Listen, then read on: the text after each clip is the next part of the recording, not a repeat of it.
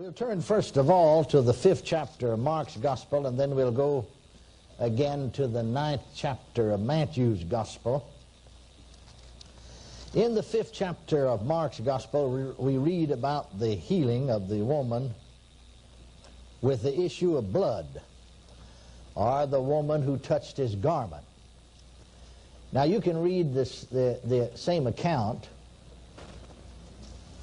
or actually the same incident, in Luke's Gospel, the 8th chapter, the 43rd through the 48th verse, and in Matthew, the 9th chapter, the 20th through the 22nd verse. But you notice Matthew only takes about 3 verses to tell it. Luke takes about 6 verses to tell it.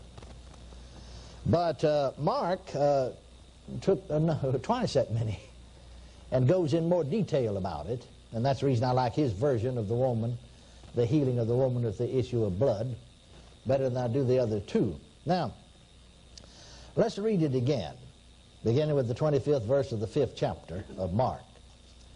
And a certain woman which had an issue of blood 12 years, and had suffered many things of many physicians, and had spent all that she had, and was nothing bettered, but rather grew worse. Now that's a pretty deplorable picture, isn't it? Helpless. Hopeless. When she had heard of Jesus, came in the press behind and touched his garment. For she said, if I may touch but his clothes, I shall be whole. And straightway the fountain of her blood was dried up, and she felt in her body that she was healed of that plague.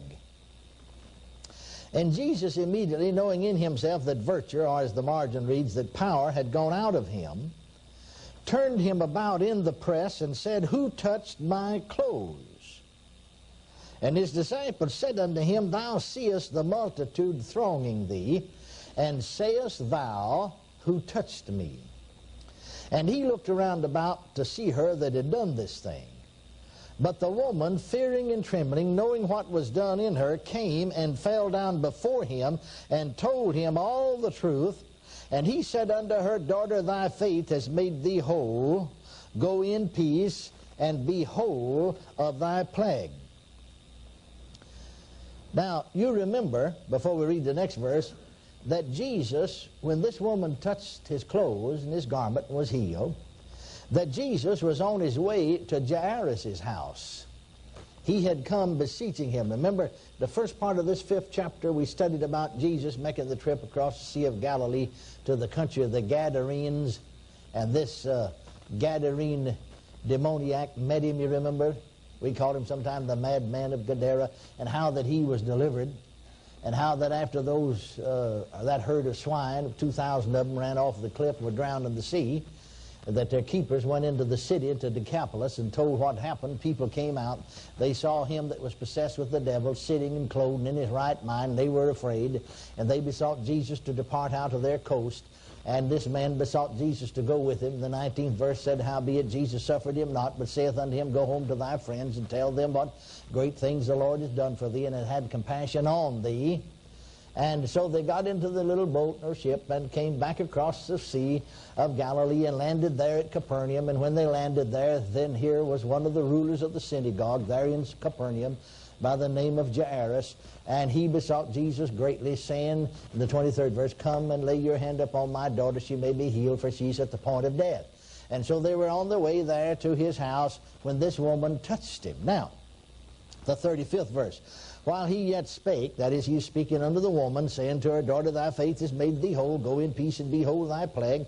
While he yet spake, there came from the ruler of the synagogue's house certain which said, thy daughter is dead. Why troublest thou the master any further?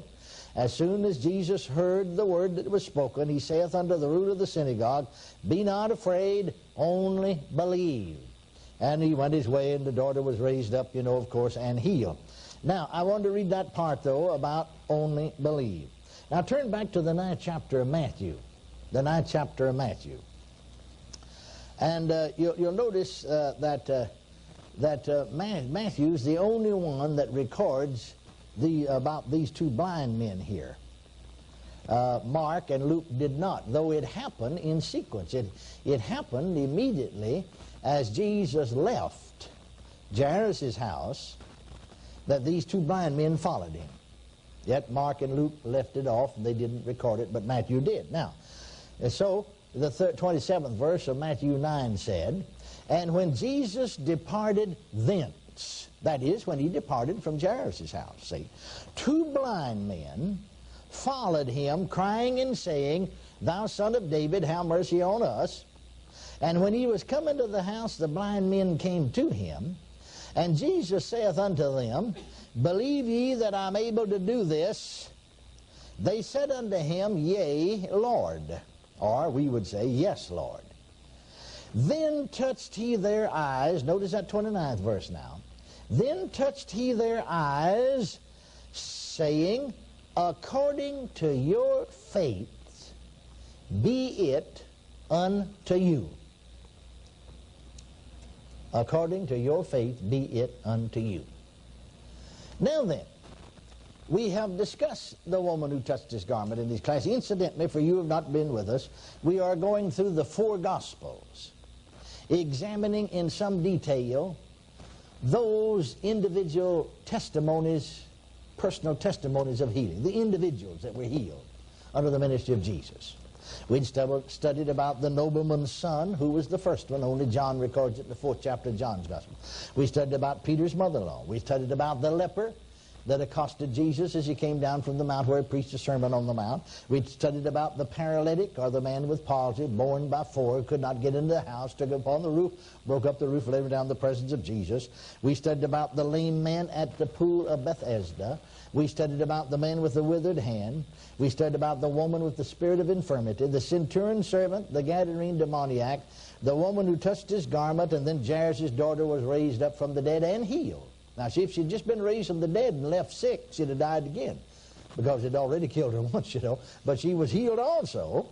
And then these two blind men that followed him from Jairus' house. Now, I wanted to go a little step further about this. You notice in connection with all three of these, I want you to notice all three of these incidents, I want you to notice a statement that's made. Daughter, thy faith made thee whole. To Jairus, fear not, only believe. To the two blind men, seemed like Jesus was teaching faith that day, wasn't he? I mean, that day he was strong on faith, wasn't he? Amen. To the two blind men, according to your faith, so be it unto you. Amen. Well, now then, faith's involved, isn't it? Now then, while we're on the subject of faith, because you just can't talk about faith, and after all, Jesus is the one here. What did he mean about faith? What did he mean? He said, daughter, your faith's made you whole.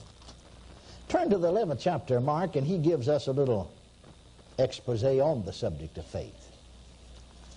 Here in the 11th chapter of Mark, Jesus said, in the 22nd verse, Jesus answered and saith unto them, Have faith in God, or the margin says, Have the faith of God. For verily I say unto you, that whosoever shall say unto this mountain, Be thou removed, and be thou cast into the sea, and shall not doubt in his heart, but shall believe those things which he says shall come to pass, he shall have whatsoever he saith. Therefore I say unto you, what things soever ye desire when you pray, believe that you receive them, and ye shall have them. Now here he's talking about faith. Now, Jesus is the one that's talking about faith in all four of these instances. The one with the issue of blood, Jairus, the two blind men, and then here. So evidently when he talked about faith, he meant the same thing. Faith to him meant the same thing in every place. Are you listening?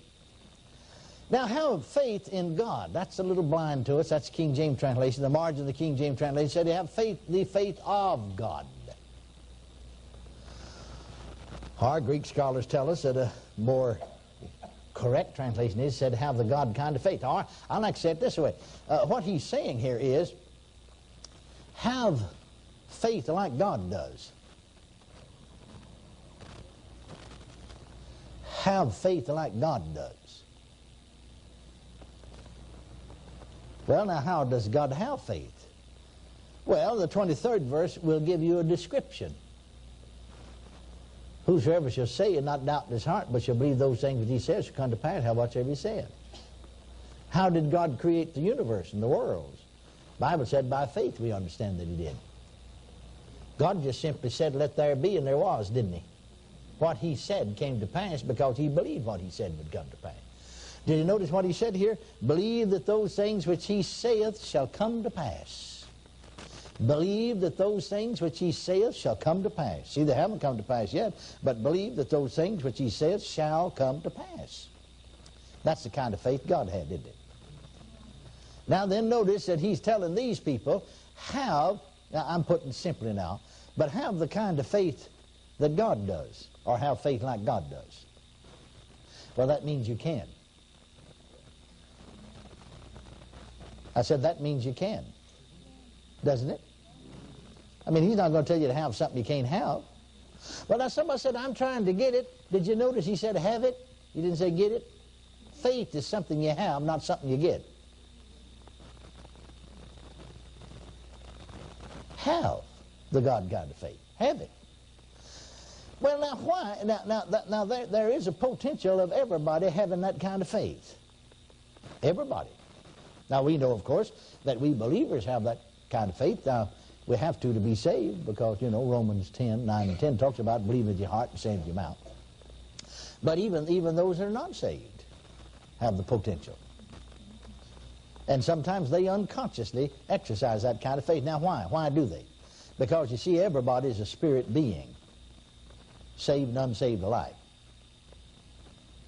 And God's a spirit. I said God is a spirit. You see, in one sense of the word, we're offspring, all of us, even unsaved people, are offsprings of God. You see, God made man's body out of the dust of the ground, out of the dirt and the mud and so on. There's his body lying there, but he's lifeless. And he breathed in his nostrils a breath of life, and he became a living soul. That's King James translation. That's a little blind to us. A little bit blind to us. To say he breathed, well, God don't breathe. You know, we think about us breathing stuff. God don't breathe. He's not a man. He's a spirit. You see, the word breathe and breath in the Old Testament, in English, in the Hebrew, is also translated spirit. You see, what God did, he took something that was spirit and put into man. He took something of himself and put into man. And gave man the power of reproduction, and man became a spirit being, you see, and he became a living soul. And actually the Hebrew leaves the thought that he became self-conscious. He became conscious that he was alive. And man is a spirit being. Man is a spirit being. God is called by Paul the Father of spirits. The Father of spirits. Amen. The Father of spirits. And he is. Now, you see, because man is a spirit, then he has the ability to speak from his spirit. And whatever he says, in your heart, your spirit, you see. Shall not doubt in his heart, but shall believe in his heart that those things which he says shall come to pass. Your heart and your spirit are the same. And so, man has that ability. That's the reason you see people, that used to stumble me. I couldn't figure it out in my noodle. You know what your noodle is? That's your head. When I would see people that either weren't saved or else mighty poor examples of salvation, and they'd get things in some of my own congregations as good people, consecrated, dedicated, separated, and never get a thing. Just flat never get a thing. That we used to, you know, I couldn't figure that out. You know, I didn't always know as much as I know now, and don't know much yet. You know, because the more you learn, the less you see you know. Are you listening? And I tell the story sometime about one church I pastored, you know, that a lady that lived catty-cornered across the street, and she would come to church about one Sunday night every 3 or 4 months. I don't think she averaged coming 3 times a year to church. I don't think she averaged that. Not over that. You know, and never did come to the altar or pray or anything, just sat back there on the pew. Never did bring her children. She had 3 little children, oldest wasn't old enough to go to school. Somebody said that a couple of years before, on one Sunday night, she had come to the altar and supposed to got saved. But like I said, man, she's a mighty poor example. But you see, there's a virus going around, or flu or something. These little kids that get sick, and they're running a fever, Like I said, the oldest wasn't old enough to go to school yet, and she had 3 of them. And so she'd call for me to come over and pray for them. And I'd go over there and pray for them. Anoint them with oil and lay hands on them. And they always got healed. You just feel the fever just right under your hand, just cool, their body just cool off. And I remember the first time she called, I debated, now, her husband not saved, you never did see him. And my, she never puts a dime in the church. Never, come maybe one time every 3 months or 4 months. And never bring the children, nothing, and I thought, well, now God does love those little kids, I know that, but now I don't know. It sure wasn't my faith that brought healing. Because I'm a wavering. And the Bible said, let him that wavereth, don't you know what James said? Don't let him think he'll receive anything of the Lord. So it couldn't have been my faith then, because I'm wavering, isn't that right? But and then right south of the parsonage was one of my deacons lived there. His wife was a Sunday school teacher. Their kids would get the same virus, or flu, or whatever it is going around. And they'd call you, and they never did get it. I can't remember one time that their kids ever got healed. And this woman across the street, And one day I'm sitting there in my office, my study, trying to figure that out. I'm trying, I got my Bible and books and notes, and I'm making notes, and I'm trying to get my Sunday sermons, and this keeps plaguing me. Something we say in the back of our mind, you know what I mean? Talking about?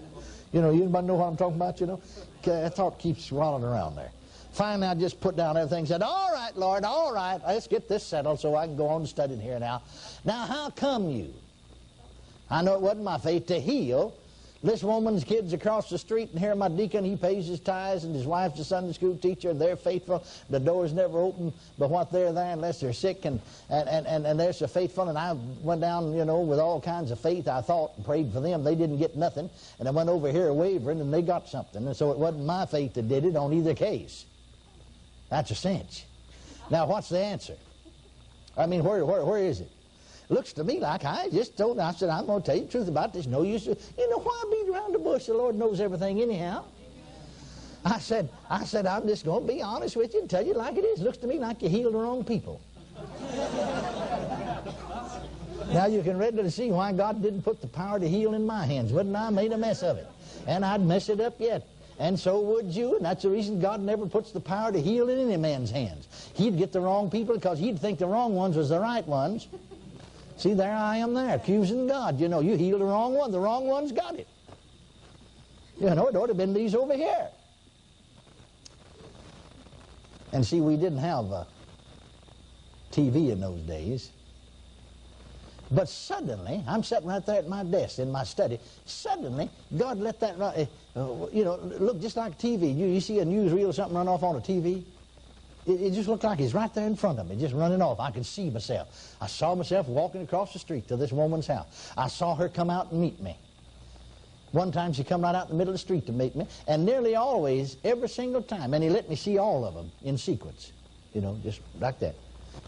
And every time she'd come, one time in the middle of the street, the rest of the time on the curb. One time she did wait on the edge of the porch. But most of the time, either in the middle of the street or right at the edge of the street, she met me. And before I could get to her, I'm as far away from her, you see, as that piano is. Well, further than, the keyboard. I don't mean this end of the piano. Far away as the keyboard of the piano is right now. And she'd start singing, you see, before I even got it. Now, I just got to thinking about it. There might not be too much to me, but now God loves those little old children. And I'm just going, the Bible does say, is any sick among you, them call for the elders of the church, and let them pray of anoint all the name of the Lord, the prayer of faith to save the sick, and the Lord shall raise them up. And I said to myself, I'm just going to call Brother Hagin, have him come over here and anoint them with oil and pray. And she said, they'll be healed too, you just watch. She said that. And here I'm a questioning whether they will or not, but they did. And then the Lord let it run off to me. See, here I'm going down here to my deacon's house and Sunday school teacher's house. And they know I'm coming too. She knew it's coming. She called and she met me. They know I'm coming because they've sent and asked for prayer. They didn't come meet me. I knocked on the door, couldn't hear anything. I said, well, I know they're here because one of the kids are sick, you know. Knocked again, didn't hear a thing. Finally took my pocket knife out, you know, because I hurt my knuckles, you know, and knocked. Took my pocket knife, knocked louder. Couldn't hear a thing, knocked again with my pocket knife, you see. And then I heard somebody coming. And it was my Sunday school teacher, you see. And she opened the door. When she saw me, said, oh, it's you. Yeah, I said, they called. They said, so-and-so sick. Well, you know, whichever one it was, or two of them, or whatever. Well, come on in. So I come in into the living room. Now, he's back there in the bedroom. She walked back there with me, and here's what she said. Well, I told Pete, there's no use calling Brother Hagin. We don't ever get healed. We don't ever get healed. I know the Bible said it's in the sick among them, call for the elders of the church, that they pray of anointing the name of the Lord, the prayer of faith to save the sick, but it don't work for us.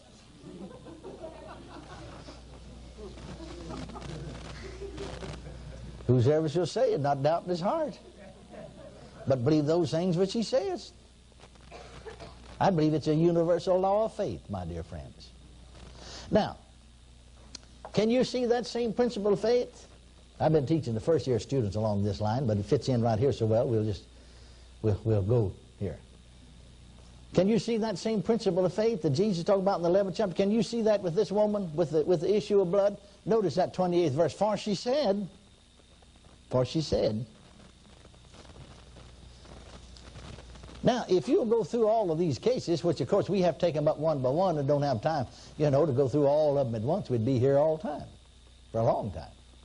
But it's amazing, if you'll go through all these cases of healing, not only this one, but others as well, you can see that from these two blind men, and here's this one with the issue of blood.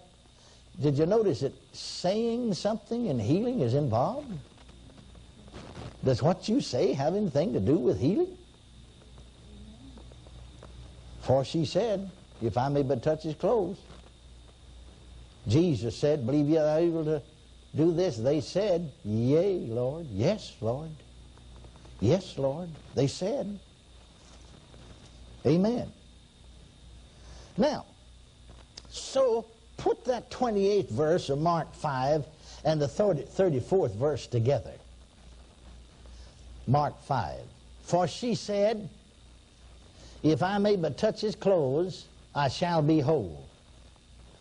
And he said, that's Jesus said unto her, daughter, thy faith has made thee whole. Go in peace and be whole of thy plague. Now, two things I want you to see. What she said then was her faith speaking, wasn't it? I said, wasn't it? Wasn't it? Yes. Now, what you say is yours faith speaking. Notice the two blind men. What they said was their faith speaking, wasn't it? Jesus said, believe ye that I'm able to do this? They said, yea, Lord, or yes, Lord. Then touched he their eyes, saying, according to your faith, be it unto you. So, what they said was their faith speaking. What you say is your faith speaking. Now, here's the other thing. What did they get? Each one of them. What did they get? What did this woman with the issue of blood receive? What she said. Go back to what Jesus said in Mark 11:23. For verily I say unto you that whosoever shall say unto this mountain, be thou removed and be thou cast into the sea, and shall not doubt in his heart, but shall believe those things which he says shall come to pass, he shall have what? What? Whatsoever he saith. You'll notice how saying and believing is hooked together, joined together. You notice that? I mean in connection with healing.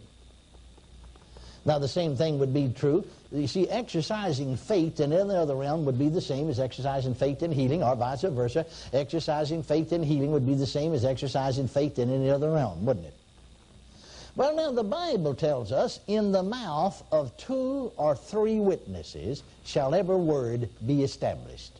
I don't know about you, but I like to establish what I'm preaching with the Word of God. Amen. Not just one witness, that's not scriptural. 2 or 3 witnesses. Well, Jesus said, whosoever shall say unto this mountain, be thou removed, and be thou cast into the sea, and shall not doubt in his heart, but shall believe those things which he saith shall come to pass, he shall have whatsoever he saith. Now he shall have whatsoever he saith on this condition. He believes in his heart, and he believes in his words.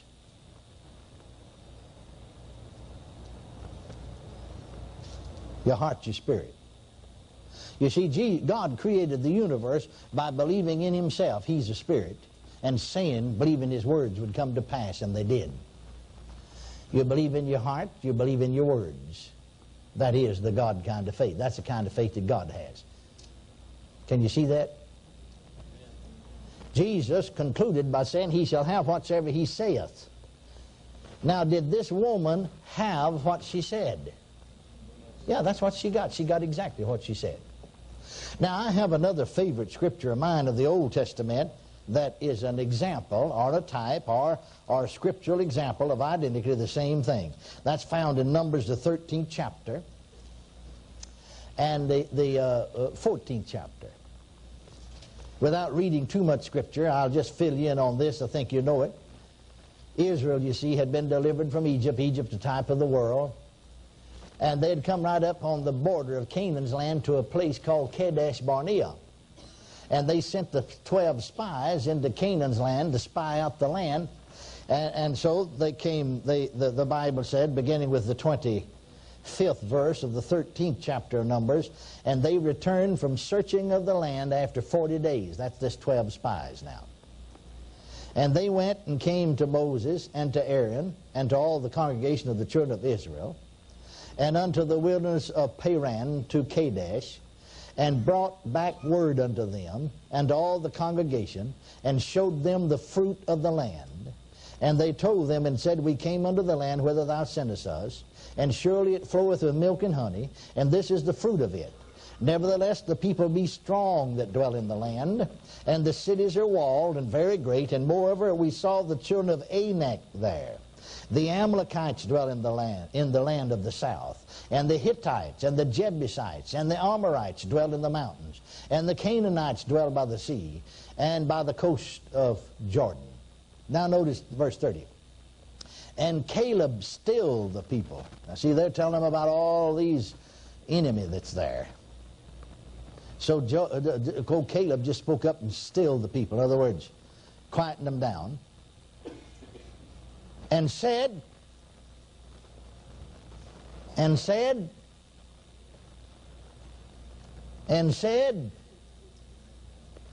let us go up at once and possess it. That's the land.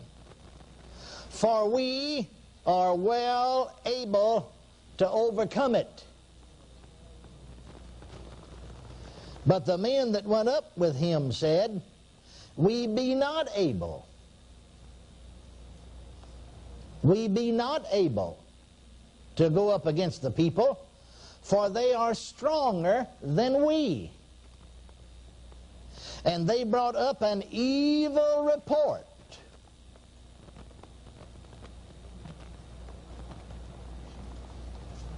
Well, in that 33rd verse it says, and there we saw the giants, the sons of Anak, which come of the giants, and we were in our own sight as grasshoppers, and so were we in their sight. Well, now then, let's notice in the 14th chapter of Numbers, and the 9th and 10th verses. Here is what Joshua said. I think we'll just... Well, notice the 9th and 10th verse. He says, only rebel not ye. You can read the previous 3 verses about it too. But only rebel not ye against the Lord. Neither fear ye the people of the land, for they are bread for us. Their defense is departed from them, and the Lord is with us. Fear them not. And all the congregation bade stone them with stones. Now, put together that Proverbs 13:30 or Numbers 13:30 and Numbers 14:9, what Caleb said and what Joshua said.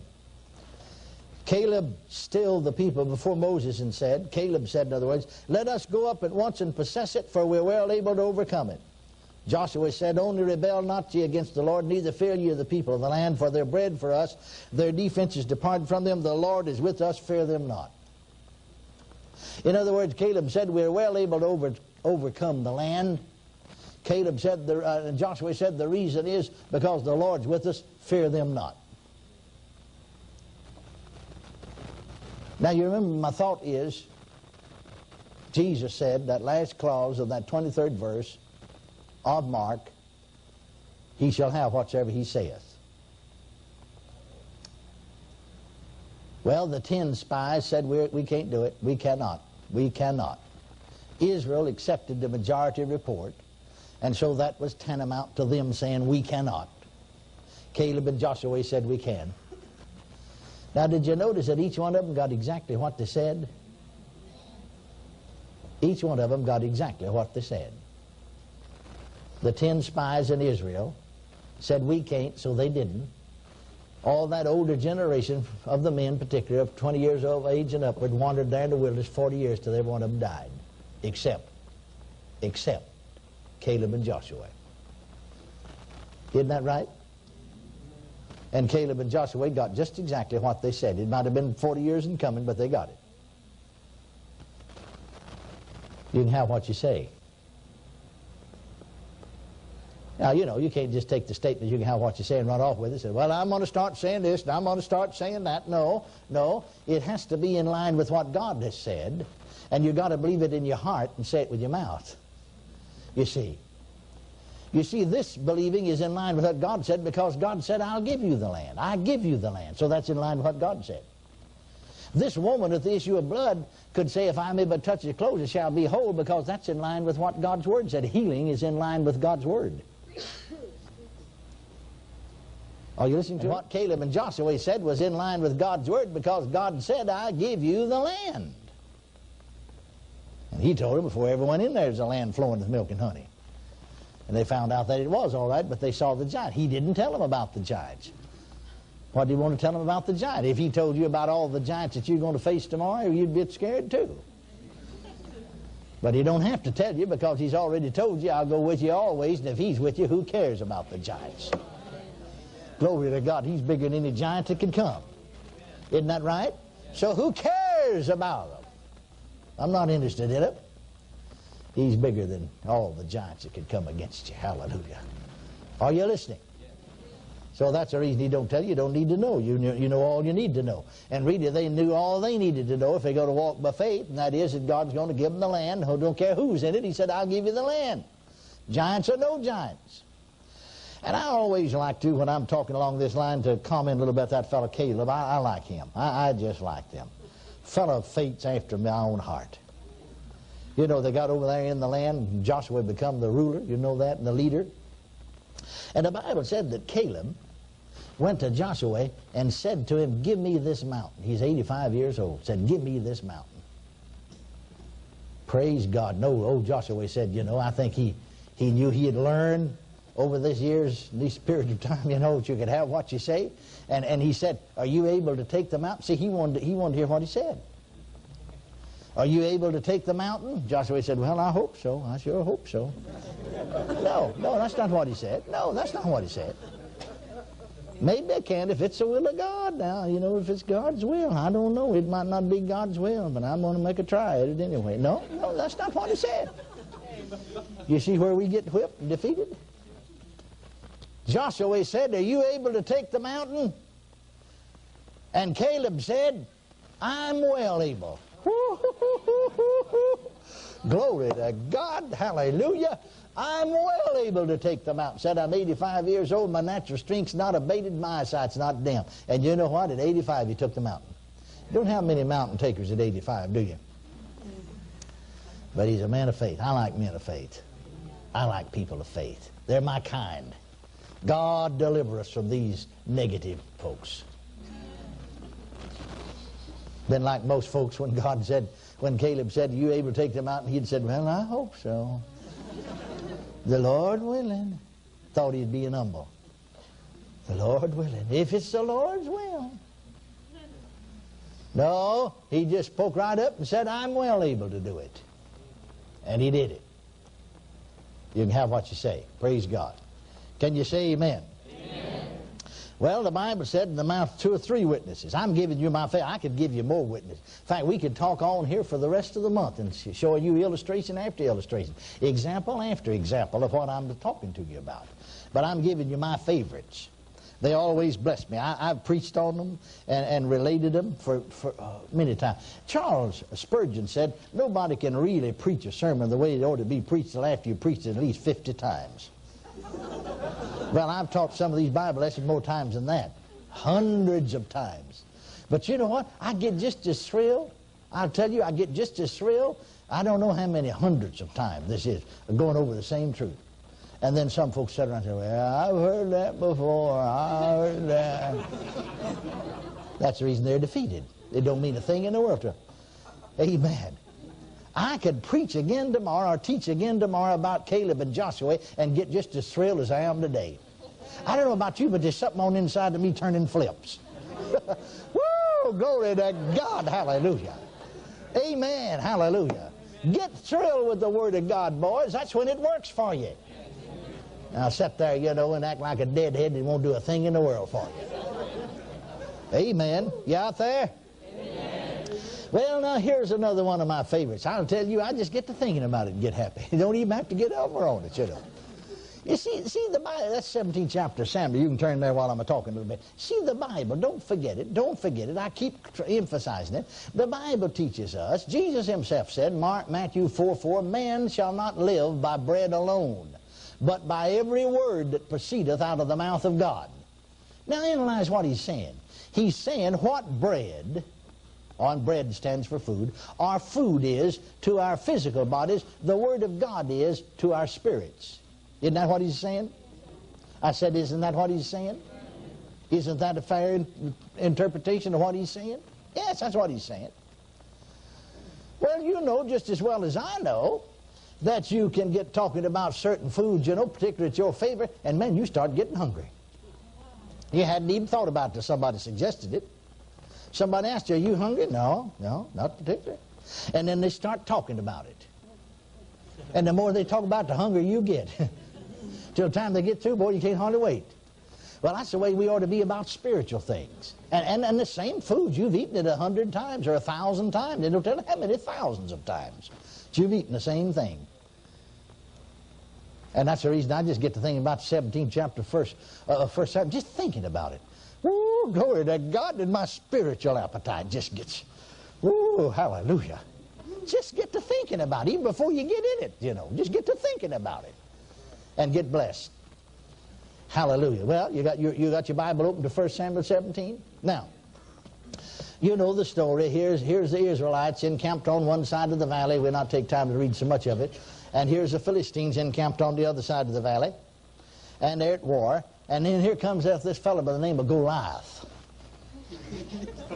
This giant, this Philistine, and he challenges the armies of Israel. He says, you send a man out. In other words, it just happened to pitch battle here. You send a man out against me, and if he defeats me, we'll be your servants. And if I defeat him, you'll be our servants. And the Bible tells us that all of the men of Israel were fearful. And even old King Saul, you know, when he was elected king, he is head and shoulders taller than the other men of Israel. And the Bible said his knees smote one against another. He's so scared his knees is knocking. The Bible said it. You can read that there. His knees smote one against another.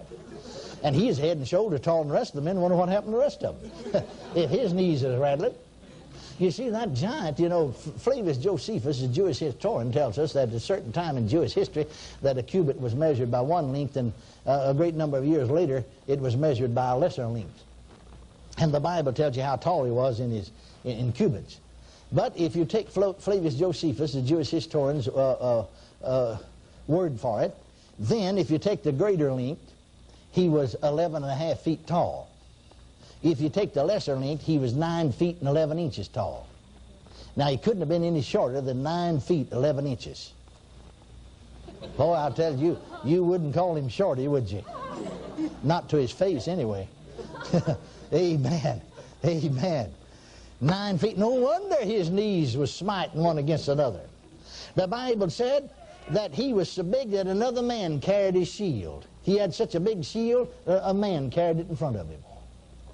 Pretty good size, wasn't it? Pretty good size. Well, now, David's daddy, some of David's brethren was in the army, see? And so David's daddy, Jesse, sent him, he was a 17-year-old boy, teenager, and he sent him out there with some provisions for these boys that was in the armed service and to see how the battle's going.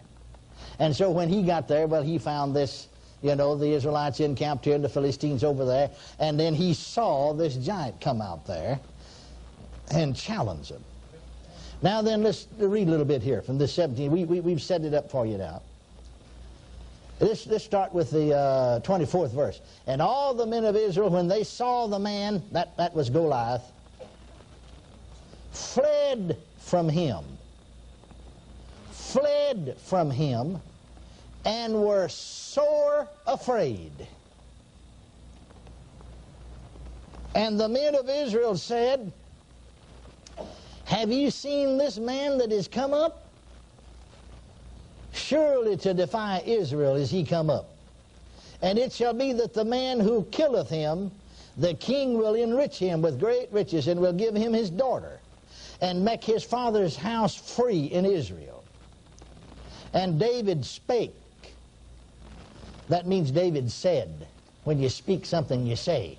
I want you to count those, how many times he said something. And David spake, or that is, he said, to the men that stood by, what shall be done to the man that killeth this Philistine, and taketh away the reproach from Israel? For who is this uncircumcised Philistine, that he should defy the armies of the living God? And the people answered him after this manner, say, so shall it be done to the man that killeth him. And Eliab, his eldest brother, heard when he spake unto the men. Eliab was one of those men that ran from him. It says they fled from him. And Eliab's anger was kindled against David, and he said, why camest thou down hither? And with whom hast thou left those few sheep in the wilderness? I know thy pride and the naughtiness of thine heart, for thou art come down that thou mightest see the battle. And David said, what have I now done? Is there not a cause? And he turned from him toward another and spake. That's the second time said he spake or said. After the same manner, and the people answered him again after the former manner. And when the words were heard which David spake, they rehearsed them before Saul, and he sent for him. And David said to Saul, let no man's heart fail because of him, that is the giant, the Philistine, Goliath. Thy servant will go and fight with this Philistine.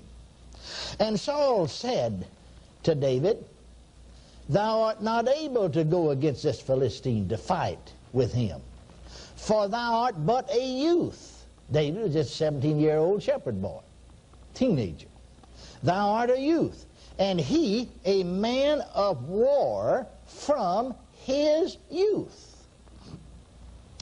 And David said, man, he just kept saying it, didn't he? David said unto Saul, thy servant kept his father's sheep, and there came a lion and a bear and took a lamb out of the flock, and I went after him and smote him and delivered it out of his mouth. And when he arose against me, I caught him by his beard and smote him and slew him. Thy servant slew both the lion and the bear. Well, I'm not going to read any further. My Lord, all he's doing is just bragging on himself, attracting attention unto himself, telling what all he did. No, let's go on and read and get the whole story. Are you listening? Thy servant slew both the lion and the bear, and this uncircumcised Philistine shall be as one of them. seeing he hath defied the armies of the living God. David said, notice again, said, moreover, the Lord that delivered me out of the paw of the lion and out of the paw of the bear, he will deliver me out of the hand of this Philistine. And Saul said unto David, go, and the Lord be with thee. Well, we'll not read about Saul, tried to put his armor on him, but it didn't fit. He didn't take it. It wouldn't go. So David just took his shepherd's crook, and then he took his sling in his hand, took 5 smooth stones. And the Philistine came on and drew near unto David, and the man that bare the shield went before him. And when the Philistine looked about and saw David, he disdained him, for he was but a youth, and ruddy, and of a fair countenance. And the Philistine said unto David, am I a dog, that thou comest against me with staves? See, he had his shepherd's crook in his hand. Staves or sticks. In other words, am I a dog that you just come out with a stick? Well, he felt insulted, sent a kid out there with a stick in his hand after him. And the Philistine cursed David by his gods. And the Philistine said to David, come to me, and I will give thy flesh unto the fowls of the air, and unto the beasts of the field. Then said David. Did you ever count how many times he either spake or said? Then said David to the Philistine, thou comest to me with a sword, with a spear, with a shield, but I come to thee in the name, hallelujah, of the Lord of hosts. Thank God he's still the Lord of hosts. The God of the armies of Israel, whom thou hast defied. This day will the Lord deliver thee into my hands, or hand, and I will smite thee, and take thy head from thee, and I will give the carcasses of the host of the Philistine this day unto the fowls of the air and to the wild beasts of the earth, that all the earth may know that there's a God in Israel. And all this assembly shall know that the Lord saveth not with sword and spear, for the battle is the Lord's, and he will give you into our hands. Well, what did David get? He got exactly what he said. I said he got exactly what he said. Well, let's go back there to the original where we started, back over there to the 5th chapter of Mark again. For she said, and apply it to healing, for she said, if I may but touch his clothes, I shall be whole. And he said, daughter, thy faith has made thee whole. Now, I tell people all the time, if you're not satisfied with what you have, you've created it yourself. I know you laid it on somebody else, but you created it yourself. Well, if you're not satisfied with what you have, quit believing what you're believing and saying what you're saying. And start believing what you want created and saying what you want done, and it will become. Because you see, what she said was her faith speaking. What you say is your faith speaking. I used to, in dealing with people, particularly on a one-to-one basis, would ask them, will you be healed now and I lay my hands on you? Well, I sure hope so. I'd always have to say, well, you won't be then. Sometimes they'd say, well, I will if it's the will of the Lord. I said, well, you still won't be because it's God's will, all right, but you don't believe it is, so it won't be. And then you had to try to take time to teach them, to get them to see. Because you see, in the final analysis, it's according to your faith. When Jesus touched these 2 blind men's eyes, see, now a lot of people get their eyes on, well, Jesus touched them. If he touched me, I'd be all right. Well, he touched them and said, according to your faith be it unto you. Didn't he? I said, didn't he? Not one single time in the 4 Gospels, now let me understand, we can help people to a certain extent with our faith, but not one single time in the 4 Gospels did Jesus ever say to one living soul, according to my faith, so be it unto you. Not once. Not once. Not one single time did he ever say, according to the apostles' faith, so be it done unto you. When the man came to him in the 9th chapter of Mark, the man whose son was a lunatic, and oft times he falleth into the fire, and oft times into the water. And he said, I brought my son, you see, to thy disciples, the other 9 that was the foot of the mount, where Jesus had taken Peter, James, and John with him on the Mount of Transfiguration.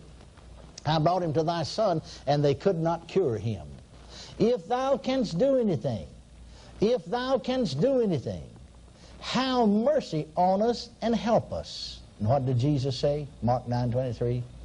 If thou canst believe, all things are possible to him that believeth. Praise God. Let's stand up and praise God. Because all things are possible to him that believeth. Praise God. Hallelujah. Get ready to sing. Thank you, Lord Jesus. Let's praise God. Let's praise God. Because all things are possible to him that believeth. To him that believeth. To him that believeth. All things are possible to him that believeth. All things are possible to him that believeth. All things are possible to him that believeth. Ha ha. I want you to say it out loud. All things are possible to him that believeth. All things are possible to him that believeth. Now say that again. All things are possible to him that believeth. Say that again. All things are possible to him that Now believeth. shut your eyes and say it out loud. Listen to your own voice as you say it.